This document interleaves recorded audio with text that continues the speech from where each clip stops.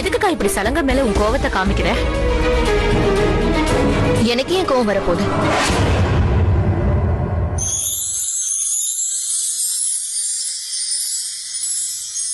அப்பா சொன்னது எல்லாம் நீ இப்ப மனசுல போட்டு குழப்பிக்க ஆரம்பிச்சிட்ட அதானே? அக்கா, உனக்குதான் தெரியும்ல, நான் சின்ன பொண்ணுங்கிறதுனால அப்பாவுக்கு என் மேல செல்லம் அதிகம், அதனால அப்படி பேசிட்டாரு. ஆனா உண்மை என்ன தெரியுமா? எங்க அக்காவ நடனத்துல ஜெயிக்கிறதுக்கு யாரும் இல்ல. நிஜமாதான். ஆனா அப்பாவுக்கு அப்படி தோணலையே.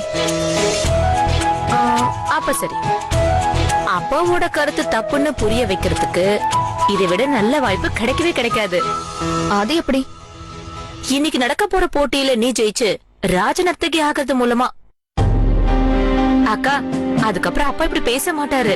அதோட ஒரு குருவா தன்னோட சிஷ்யை நினைச்சு சந்தோஷப்படுவாரு. எப்போ ஒரு குருவுக்கு தன் சிஷ்யோட நடனத்துல சந்தேகம்னு வருதோ, அப்ப அந்த சிஷ்யோட மனபலம் பாதியா ஆயிடும்ல. அந்த பாதி மனபலத்தோட எந்த ஒரு போட்டியிலையுமே வெற்றி அடைய முடியாது தங்கச்சி. அதனால இந்த போட்டியில நிச்சயமா நான் தோத்துதான் போக போறேன்னு எனக்கு நல்லா தெரியுது. அக்கா, நீ ஏன் இப்படி எல்லாம் பேசுற?